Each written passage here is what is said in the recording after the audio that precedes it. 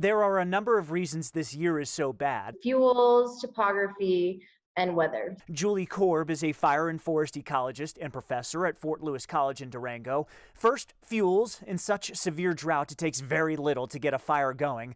On top of that, fire managers at the Cameron Peak Fire said 80% of the forest there is affected by beetle infestation. We have these vertical fuels that allow the fire to move from the surface up into the canopy, and because it's dead, the fire can ignite faster.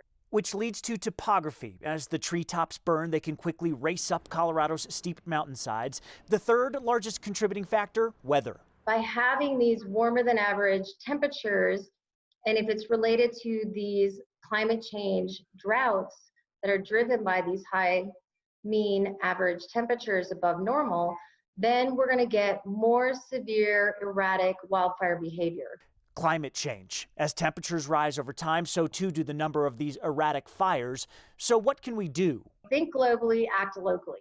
Locally, Korb says we have to remember that wildfires are a natural part of the forest life cycle. It can regenerate these forests and it can provide healthy habitats. But she'd like to see the country be more proactive to get those desirable outcomes. We can still do something. Like spending money on removing fuels, especially around homes and major interstates and power lines. Colorado Department of Public Safety data shows in 2018, a particularly bad wildfire year, $130 million were spent on fighting wildfires. $40 million of that came directly from the state. We just need to be willing to put the money up front. In Denver, Ryan Harrer, 9 News.